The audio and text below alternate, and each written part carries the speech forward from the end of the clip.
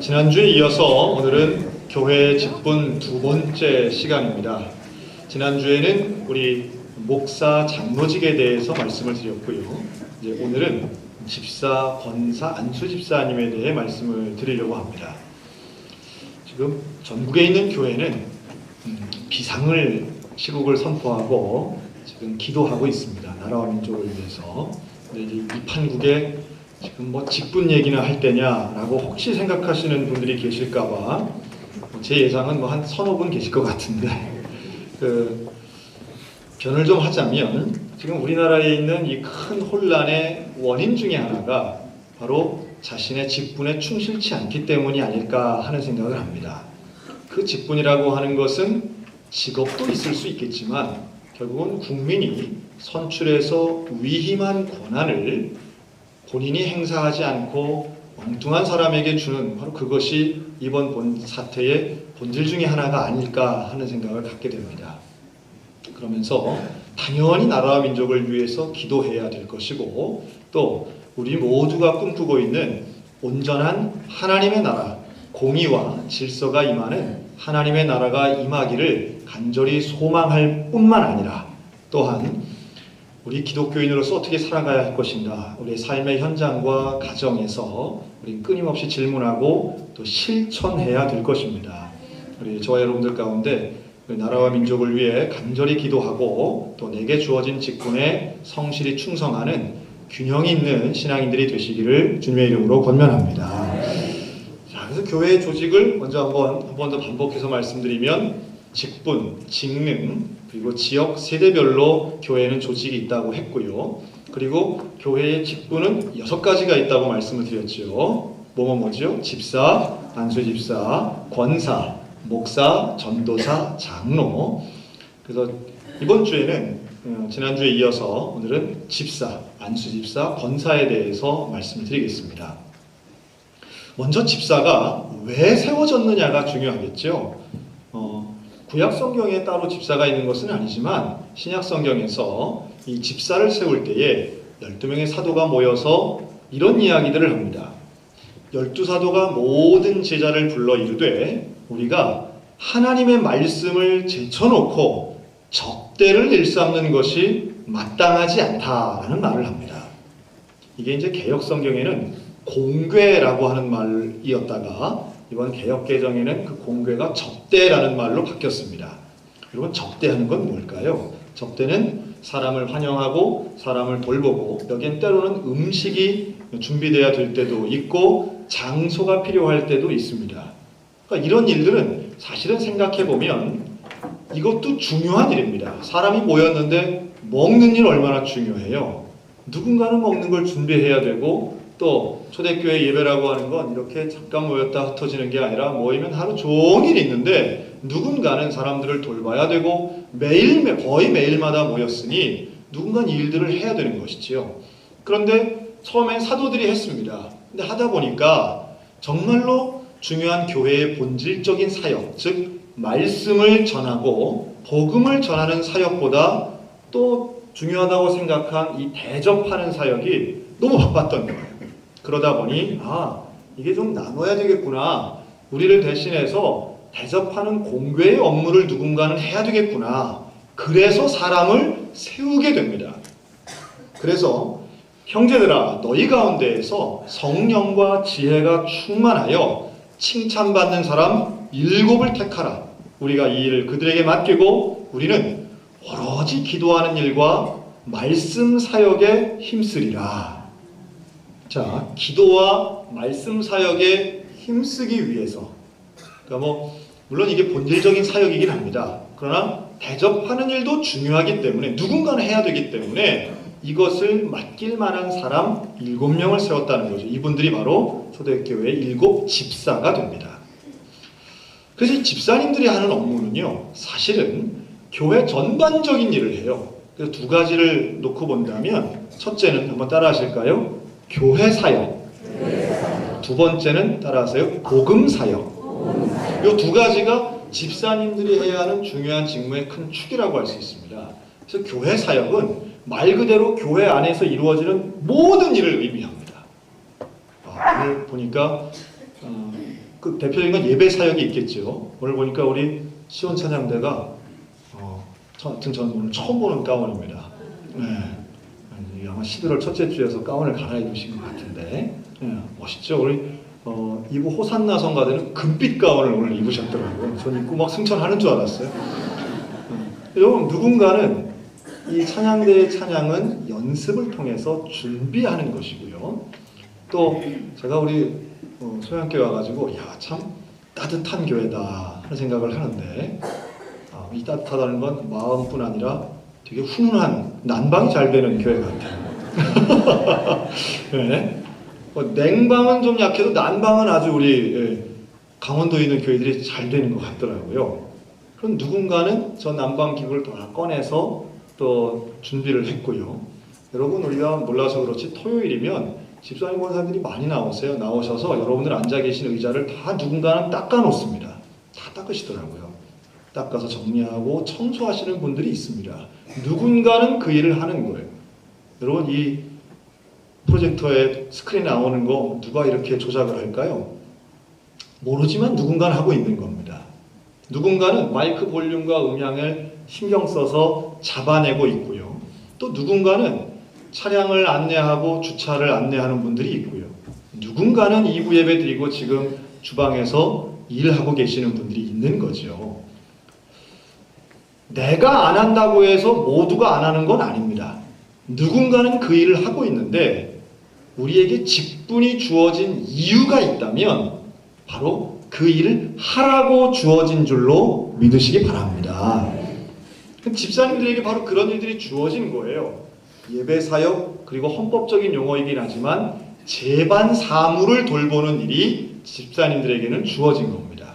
그러니까 교회가 필요로 하는 지난주에 말씀드린 목사와 장로의 직무 중에 성례전을 집례한다든가 혹은 설교를 한다든가 하는 일을 제외하고는 교회에서 일어나는 모든 일들을 집사님들이 하실 수 있고 또 해야만 말씀을 준비하고 기도에 전념할 수 있는 겁니다. 목회자가. 여러분, 이 일에 동참해 주시는 직분자들 되시기를 주님의 이름으로 권면합니다. 그리고 복음사역은 교회 밖에서도 집사님답게 사셔야 되는 거예요.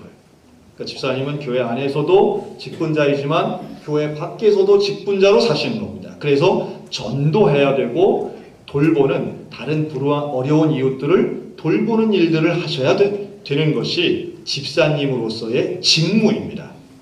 자, 그런데 집사만 있는 게 아니라 또 뭐가 있어요? 안수 집사가 있습니다. 그럼 안수 집사와 집사는 무슨 차이가 있을까요? 일단 호칭부터 무슨 차이가 있어요? 앞에 안수가 붙죠. 그러니까 뭐 받았다는 거예요? 안수 받았다는 거죠. 하는 일은 비슷합니다. 하는 일은 안수 집사나 집사나 주어진 직무는 같은데요. 이 두 개 차이가 무엇일까라고 하면 먼저 집사님들은 임기가 있습니다.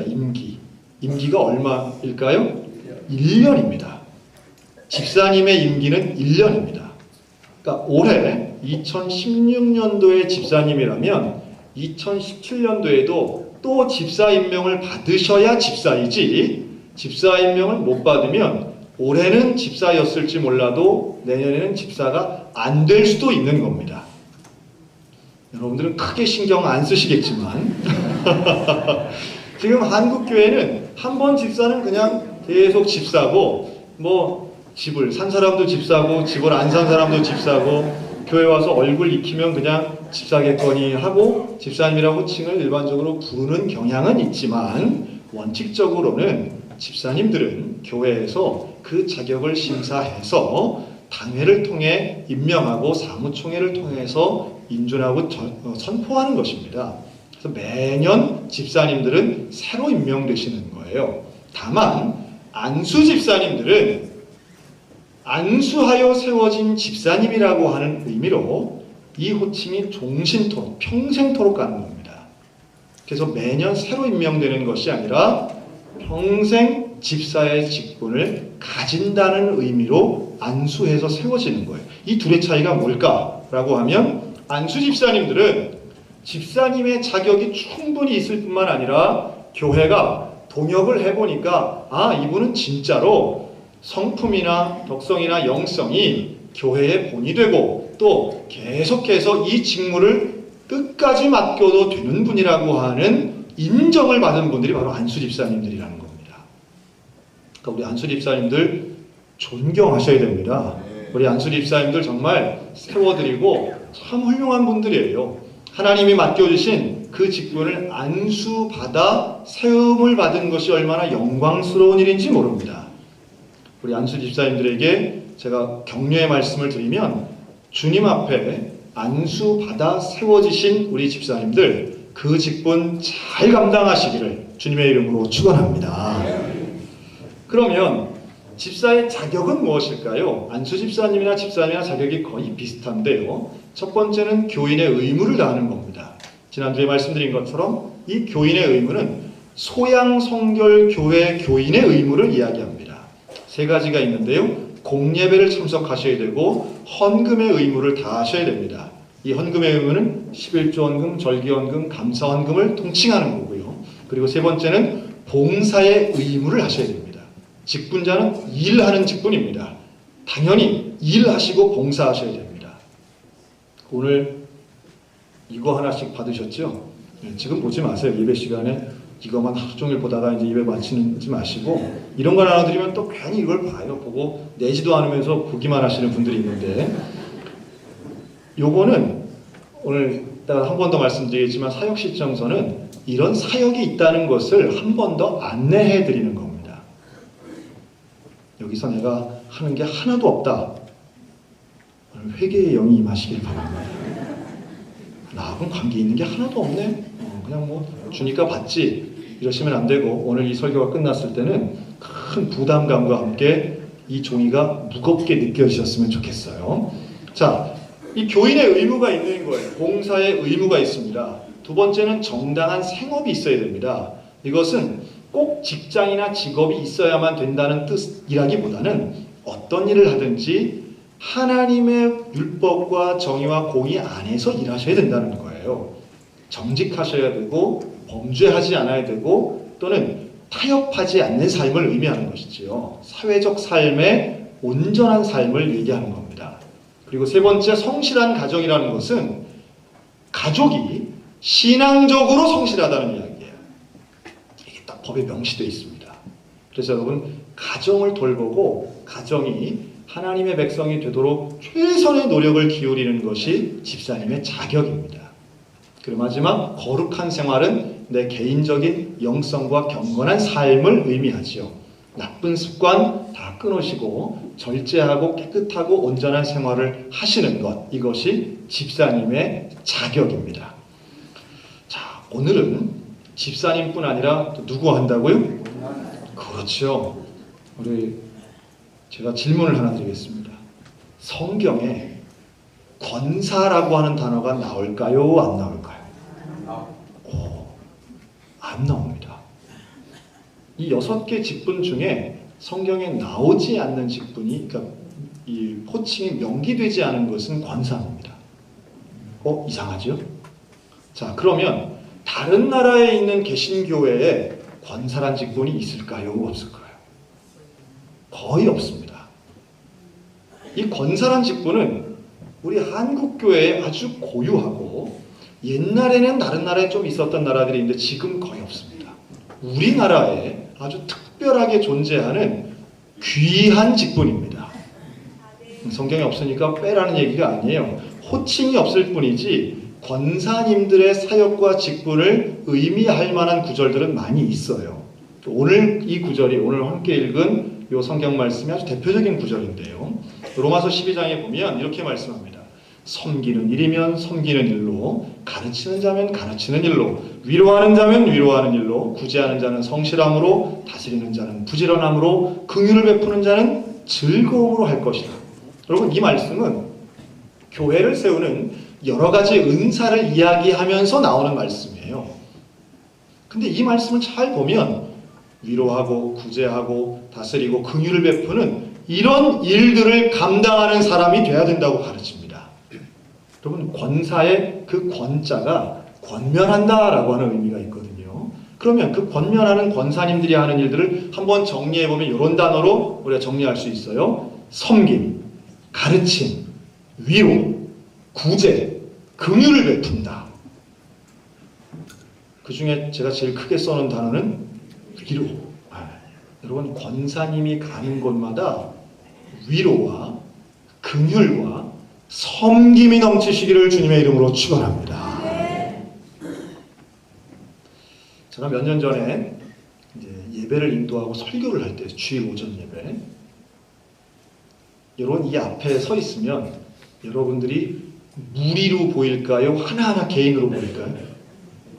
놀랍게도 한 분 한 분 다 보입니다.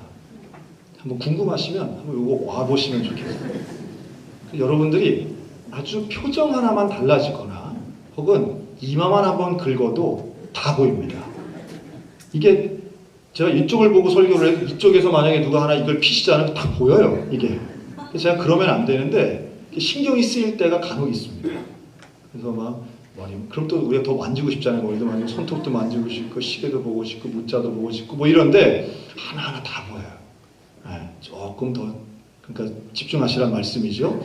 그런데 그 몇 년 전에 제가 설교하고 있는데 낯선 분이 하나 딱 들어오는 거예요. 뒤에 들어와가지고서는 중간쯤에 와서 딱 앉으시는데 한눈에 보기에도 하고 들어오신 행색이 뭐 특정 단어를 사용해서 좀 죄송하지만 노숙자 같아 보이는 거예요. 노숙자분들을 무시하는 건 아닌데 그렇게 보인다라는 거예요. 그냥 다른 분들하고 좀 다른 거죠. 제가 춘천 와서 좀 느끼는 것 중에 하나가 그런 분들 잘 못 보겠더라고요. 그렇죠? 제가 교회에 지금 몇 달째 있는데 워낙 대신방 때문에 낮에 좀 나가 있어서 그런지도 모르겠는데요.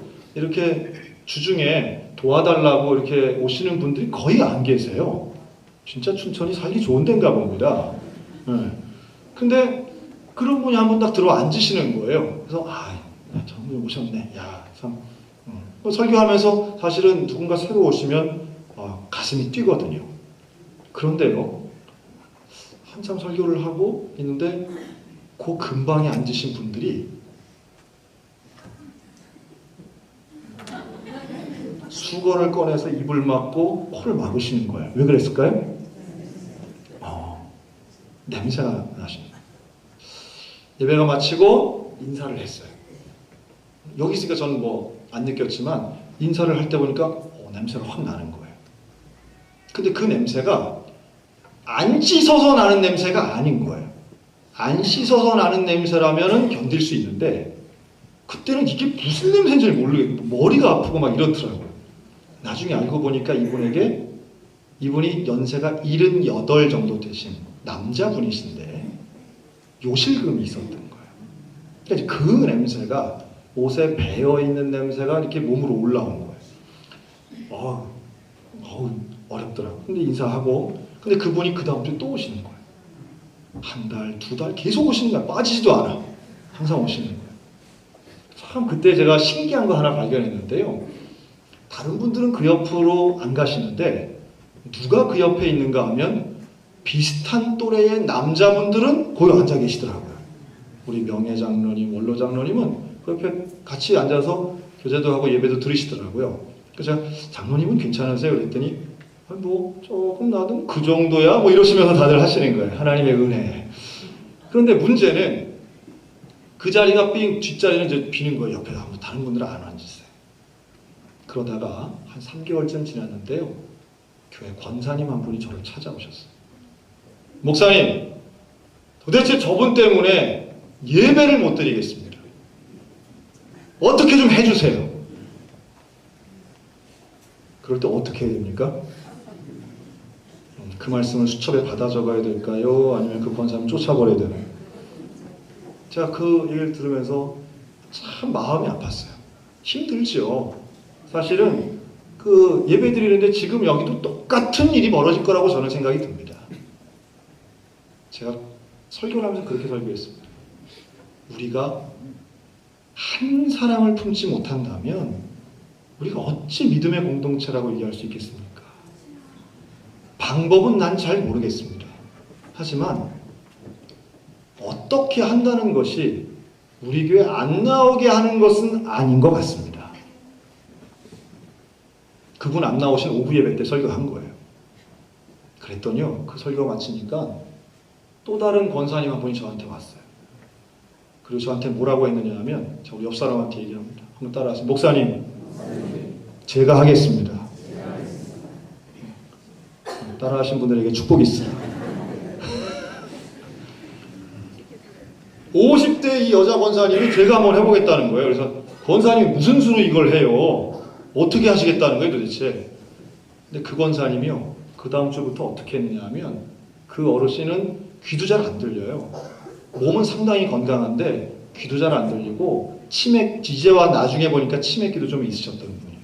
혼자 쪽방에 사시는 분이에요. 그분을 자기 승용차에 태워서 주중에 목욕탕을 데려가는 거예요. 그 목욕탕에 들어가게 하는 거예요. 목욕비를 들여서. 주일날 아침에 깨끗하게 세탁된 옷을 가지고 그 집에 가서 옷을 넣어주는 거예요. 자, 여러분, 이 일을 저도 했었어요. 우리 장로님들도 했었어요. 누구나 한두 번은 할 수 있어요. 혹시 대여섯 번까지도 할 수 있어요. 여러분, 그 권사님이 얼마큼 한 줄 아세요? 그분 돌아가실 때까지 3년 하셨어요. 그 말. 3년 하셨어요. 제가 한번 해보겠습니다라고 할 때, 아유, 그래요, 권사님 고맙습니다. 뭐 힘드시더라도 몇 번 해주세요. 또 다른 분 또 나오면 또 할 수 있겠지요 라고 했는데, 그분 돌아가실 때까지 3년을 하시더라고요. 그 권사님이 그렇게 착한 사람 아니거든요. 응? 우리 여기 앉아 계신 우리 권사님들만큼 착한 사람 아니에요. 근데 그 일을 감당하는데 난 천사 같아 보이더라고요. 조금 제가 단언해서 얘기하면 아마 그 어르신을 자기 차에 태우기도 거북하신 분들이 대부분일 거예요. 그런 분 자기 차에 태우는 거 이거 쉽지 않은 일이에요. 나중에 보니까요, 그분이 돌아가실 때에, 그 어르신이 돌아가실 때에 아들들이 나타나더라고요. 처음에는 이런 불효막심하고 이런 나쁜 놈들, 세상에 아들이 있는데 아버지를 이렇게 두다니 이게 말이 되나? 라고 했는데요, 이 아들 둘이 장례가 끝난 다음에 저한테 찾아왔어요. 제 방에 와서 저도 궁금한 게 많고 얘기를 하는데 뭐라고 하느냐 하면, 우리 아버지는 우리 초등학교 4학년 때 우리를 버렸습니다. 다른 여자하고 나갔습니다. 그런데 그 다음 해에 우리 어머니가 돌아가신 거예요. 큰아들이 초등학교 5학년 때인데 둘이 살았대요. 아버지 찾아가서 두들겨 맞았다는 거 아닙니까? 어떻게 살았어요? 5학년짜리가 동생, 3살 어린 동생하고 어떻게 살았냐 그랬더니 거지처럼 살았다는 거예요. 아무도 자기들을 돌봐주지 않고 가끔씩 뭐 옆집에서 뭐 하나 주면 그거 먹고 살았다는 거예요. 그런데 놀라운 것은 이 두 형제가 잘 자라서 대학까지 나왔더라고요. 대단하지 않습니까? 그리고 커서 아버지를 찾아왔어요. 아버지를 찾아왔는데 그때에도 이 아버지는 자기들한테 욕하고 집어 던지면서 자기를 원수처럼 대하더라고요. 그래서 이 큰 장성한 아들들이 관계를 다 끊어버린 거예요. 듣는 제 안에서 울분이 터져 나오더라고요. 우리가 그런 분을 도왔나? 하는 마음이 들더라고요. 그런데 이 아들들이 하는 얘기가 그거예요. 우리에겐 아버지인데도 원수 같았는데 이 교회는 그런 우리 아버지를 수년간 섬겨주셨으니 우리들도 앞으로 교회 다니겠습니다. 제가 참 감사하더라고요. 그러면서 그 장례 때 들어온 돈 다 헌금하고 왔습니다. 제가 그 둘을 붙잡고 잘 커줘서 고맙다고, 내가 그 아버지를 대신해서 내가 사과한다고 해서 셋이서 붙잡고 울었어요. 그리고서는 그 모든 걸 누구에게 제가 감사했을까요? 하나님께도 감사하지만 모든 건 우리 권사님. 야, 권사님, 이 양반 어떻게 이런 일을 다 해서, 평소에 내가 그렇게 안 봤는데 어떻게 이렇게 훌륭하게 해서 이렇게 하셨나. 제가 그랬습니다. 같은 권사님인데 어떤 권사님은 어떻게 하라고 하고 이대로 두고 볼 수 없다고 하는 권사님이 있는 반면에, 어떤 권사님은 제가 한번 해보겠습니다 라고 할 때에 아들 둘도 살린 줄로 믿습니다. 못하는 일을 우리 권사님들이 하신 것이 제가 볼 땐 우리 한국교회의 역사라고 믿어요. 권사님들은요, 사람을 살리는 분들이 되어야 됩니다. 권사님들이 가서 신방하면 영혼이 살아나야 되는 거예요. 권사님들이 가서 위로하면 절망에 빠진 영혼이 되살아나는 역사가 일어나야 될 줄로 믿습니다. 그게 바로 위로하는 자, 그게 바로 긍휼을 베푸는 자예요. 여러분, 그런데 우리 교회에서 간혹 그런 분들 보잖아요. 나 교회에서 시험 들었어. 교회와 상처받았어. 여러분, 교회에서 상처받는 사람들은 하나님 때문에 상처받아요? 사람 때문에 상처받아요? 사람 때문에 상처받잖아요. 사람들이 어떻게 하길래, 대개 어떻게 하길래 상처받는가 잘 보면 다른 거 아니에요. 말 때문에 상처받아요. 말을 어떻게 하냐. 그런 얘기 참 많이 듣습니다. 교회는 도대체 말이 많아가지고 내가 내 이야기를 오픈 못하겠다. 도대체 교회는 왜 그렇게 소문을 잘 내는지, 왜 그렇게 교회는 말이 많은지 모르겠다고 얘기들 해요. 여러분, 그 말 다 누가 퍼뜨립니까? 그 말 다 누가 그렇게 만듭니까? 한 목사님이요, 아주 유명하신 목사님이요, 성격이 아주 괄괄하신 분인데, 이 목사님이 주일날 예배를 드리는데 김 집사가 안 보이더래요. 주일 예배 잘 나오는 분인데 안 보이더래요. 그래가지고 구역장 권사님을 부른 거예요. 권사님, 우리 김 집사님 오늘 왜 안 나왔어요? 그랬더니 권사님이 참 곤란해하면서 우리 김 집사님에게 아주 중요한 약속이 있어서 오늘 그거 못 빠져가지고 오늘 못 왔다고. 목사님, 그 약속이 뭔데요? 어디 갔어요? 그랬더니 마지못해 얘기하는 게 등산 간다고. 거짓말을 할 수는 없으니까 등산 간다. 그랬더니 목사님이 그 얘기를 딱 들으면서 너무 화가 나니까 주일날 등산을 가? 발목이나 확 부러져 버려라, 이런 거예요. 이렇게 얘기를 한 거예요. 에이씨, 혼자 말로 했는데 너무 크게 해서 다 들린 거예요. 그래가지고 이제 집에 갔는데 목사님이 월요일 지나고 화요일 지났는데 그게 찔림이 된 거예요. 내가 아무리 집사가 주일을 빠져도 그렇지 목사가 할 말 안 할 말이 있는데 내가 그런 말을 했냐. 내가 아직도 멀었구나.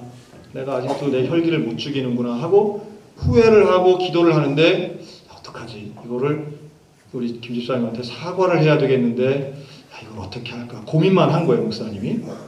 그리고 이제 예배를 다시 이제 돼가지고 예배를 드렸는데 그날 온 거예요, 김 집사님이. 와가지고 얼굴을 못 보겠더래, 자기가 부끄러워서. 그래서 이제 예배 마치고 인사를 딱 하는데 그 김 집사님이 목사님 손을 붙잡고 그러더래요.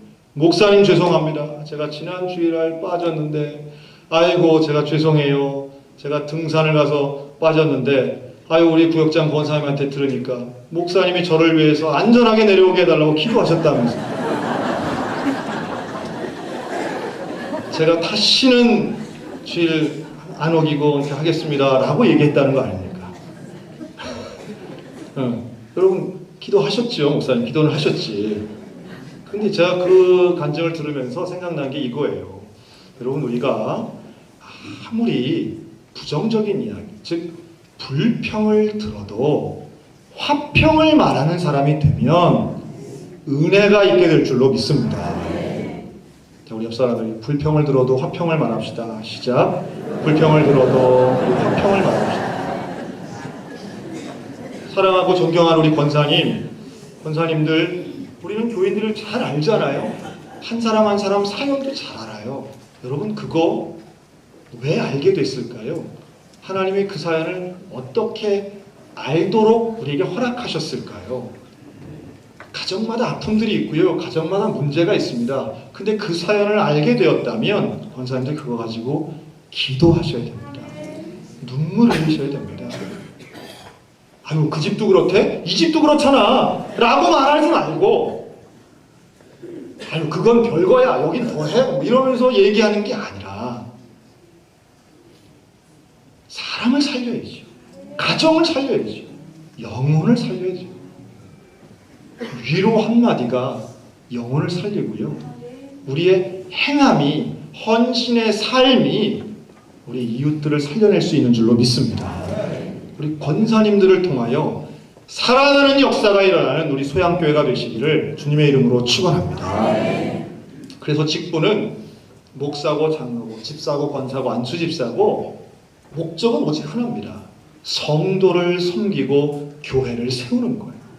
교회 되게끔 하는 거예요. 우리가 직분을 잘 감당하면 교회 안에서도 직분자, 교회 밖에서도 직분자, 가정에서도 직분자, 직장에서도 직분자답게 산다면 여러분 대한민국 질서가 잡힐 줄로 믿습니다. 정의와 공의가 온전히 세워지게 될 줄로 믿습니다. 이를 위해 우리가 해야 되는 중요한 일이에요. 우리가 함께 일하는 것이요. 한 마음으로 일하는 겁니다. 한 마음으로 헌신하는 거예요.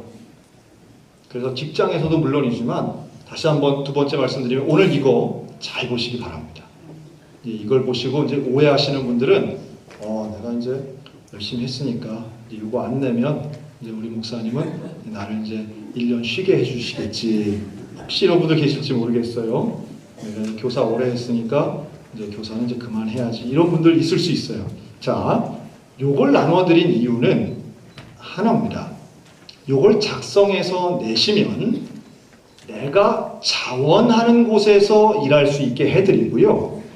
요걸 안 내시는 분들은 시키는 일을 하도록 만들 겁니다. 여러분, 시키는 일 하시겠습니까? 아니면 자원하여 일하시겠습니까? 자, 우리 옆 사람 보고 좋은 말로 할 때 일합시다 하시죠. 좋은 말로 할 때 일합시다. 자원합시다. 기쁨을 가지고 하셔야 돼요. 그리고 일하다 보면 함께 헌신하고 일하다 보면 기적이 일어나게 될 줄로 믿습니다. 우리 교회가 이거 말고도 더 많아요. 교회 청소하는 일도 있고요. 정리하는 일도 있습니다. 얼마나 귀한 분들이 많은지 몰라요. 누구는 3개, 4개씩 하는데 나는 하나도 안 했네. 일 하나도 안 한 건 결코 자랑이 아닙니다. 꼭 신청하시고 작성하시고 기도하면서 쓰시기 바라요. 특별히 뭐 오늘 내셔도 되지만 사무실에 직접 내셔도 되지만 헌금하는 시간에 요거를 쓰셔서 다음 주 그 다음 주 쓰셔가지고 헌금 바구니 안에 이렇게 넣어주시면 되겠습니다. 우리가 헌금으로도 봉헌하지만 우리가 봉사로도 봉헌하는 헌신의 의미로 이걸 써서 넣도록 하겠습니다. 제가 대신방 해보니까요, 우리 소양교회 교인들이 얼마나 기도 제목을 잘 쓰시는지 몰라요. 난 어디 가서 자랑을 하고 싶은데 이걸 남들을 보여주면 안 되니까 그냥 제가 아깝게 가지고만 있습니다.